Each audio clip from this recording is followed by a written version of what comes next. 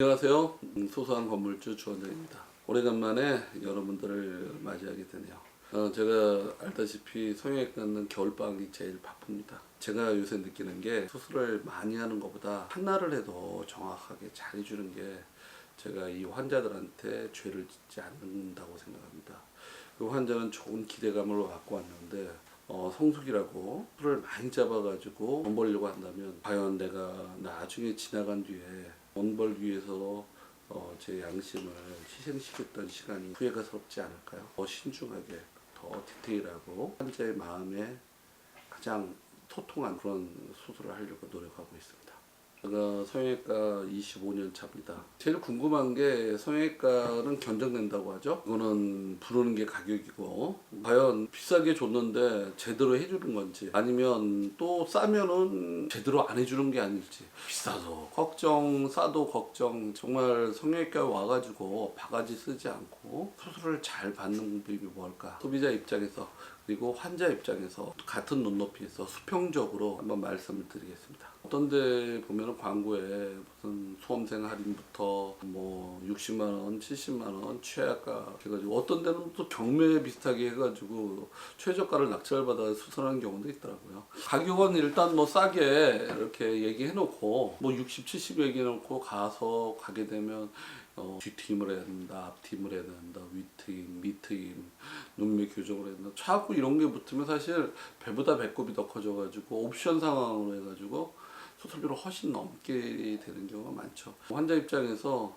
내가 이 수술하러 오는데 병원에서는 나를 통해 가지고 큰 수입을 올리려는 거 아닌가 하는 의심이 들 정도로 너무 진하게 이게 이것저것 하라고 권하는 것은 한번 좀 생각해 볼 문제가 있다고 생각합니다. 그게 제가 저라면 이제 병원을 설득할 때 한 자리에서 10년 이상 한 병원 그리고 환자로부터나 주변으로부터 평판이 좋은 병원을 해가는 게 좋습니다. 물론 사람이란 실수를 할 수 있죠. 저도 실수가 없다고 한다면 거짓말입니다.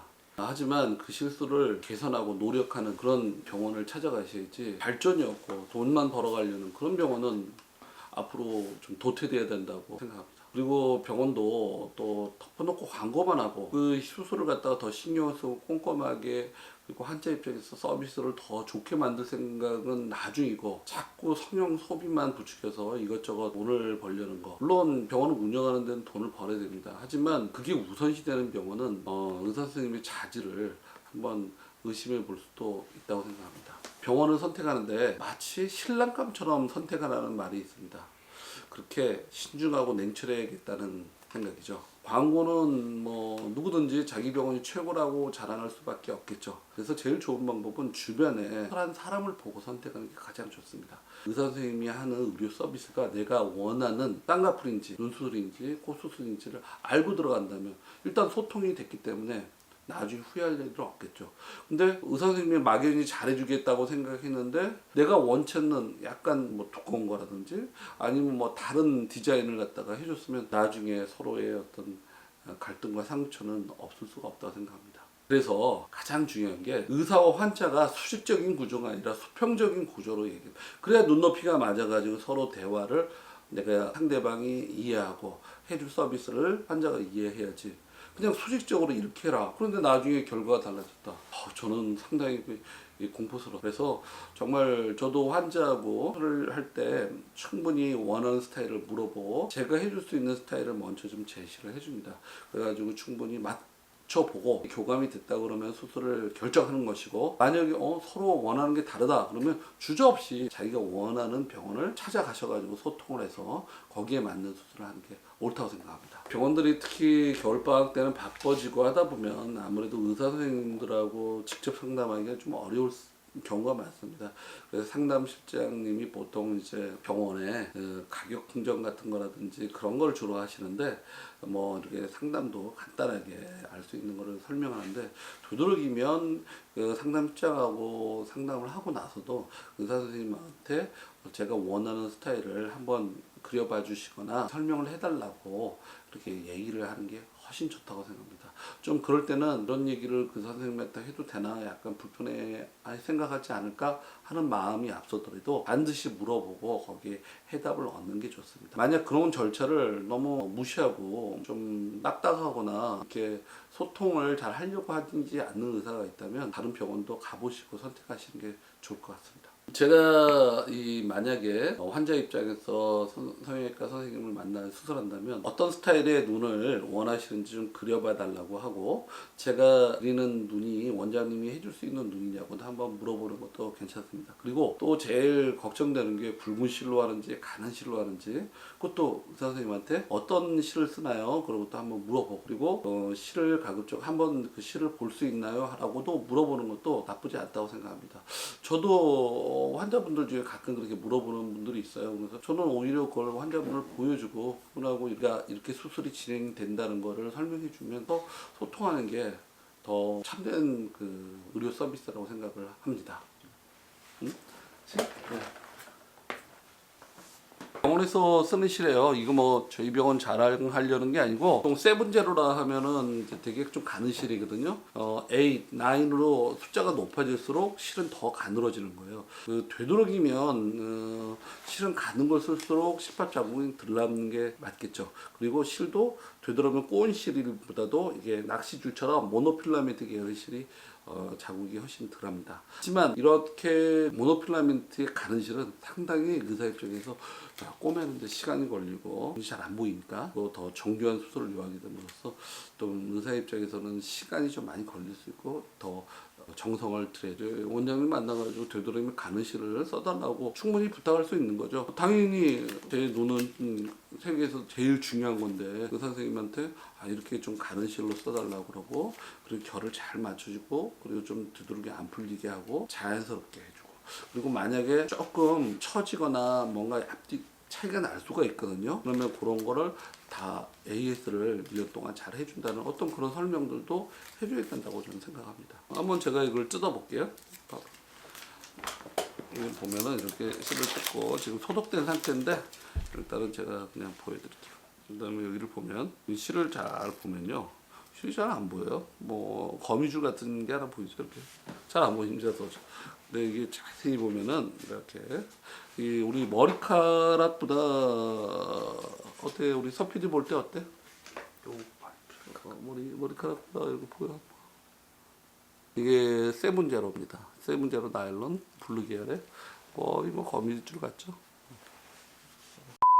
의사 선생님을 만나면 꼭 물어봐야 될 거 두 번째, 전신 마취입니까? 국소 마취입니까? 수면 마취입니까? 이거 좀 물어보셔야 돼요. 전신 마취라는 건 완전히 사람이 꿈속의 무의식까지 다 없애버리게, 모든 고통을 느끼지 않게 완전히 사람을 재워버리는 겁니다. 그 다음에 수면 마취라는 건 사람이 잠에 놔두는 거예요. 그래서 잠을 자다 보니까 움직일 수도 있고 약간 잠꼬대도 할 수도 있고 그렇습니다. 그 다음에 국소 마취라는 건 의식을 그대로 놔두고 그 수술하는 부위만 국소 마취하는 것이죠. 그래서 세 가지가 있는데, 눈 수술의 경우는 표정을 보고 눈 감고 떠보고를 계속 반복해야지만 표정과 자연스러움을 확인할 수가 있습니다. 그래서 저 같은 경우는 쌍꺼풀 수술은 국소 마취를 해야 된다고 생각합니다.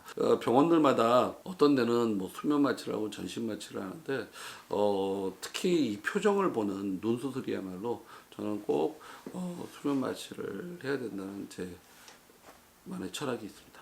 국소 마취로 뭐 수술을 하냐 마냐 결정을 못하는 사람은 제가 보지를 못한 것 같습니다. 그래서 국소 마취는 그렇게 부담을 갖지 마시고요. 그래도 뭐 미용 목적으로 하는 수술이고, 이거는 일반, 그러니까 보험이지 아니라 일반이잖아요. 그러니까 내가 비싼 돈을 들이고 하는데 어떻게 공들여서 하는지 안 하는지도 내가 국소 마취 상태에서는 알 수도 있으니까 저는 뭐 국소 마취를 강추합니다. 근데 큰 3차 치료 기관 같은 경우는 보통 이제 미용 성형보다는 아무래도 재건 성형이라든지 선천성 기형이라든지 그런 걸 많이 보겠죠. 그리고 만약에 어떤 응급 상황이 생겼을 때 바로 어떤 케어 하기가 좋기 때문에 큰 수술이라든지 위험한 수술은 당연히 종합병원을 가는 게 좋지 않나 생각이 듭니다. 재건 성형은 내가 어떤 교통사고나 아니면 선천성 기형이라든지 그 외에 여러 가지 뭔가 정상으로 바로잡는, 그 미용이라는 건 정상을 좀 더 이쁘게 만드는 거지. 그런 개념으로 이해를 하시면 될 것 같아요. 자기 이름을 걸고 한 자리에서 오래 하고 환자로부터 피드백을 받아서 기술을 계속 업그레이드 시키는 그런 병원이 신뢰감이 있다고 생각이 듭니다. 그래서 제가 마무리하면서 정리를 해드리겠습니다. 저라면 첫 번째, 한 자리에서 10년 이상 오래 경험을 가지신 선생님은 좋다고 생각합니다. 두 번째로는 환자 의사 관계가 수직적이지 않고 수평적에서 충분히 소통할 수 있는 그런 병원.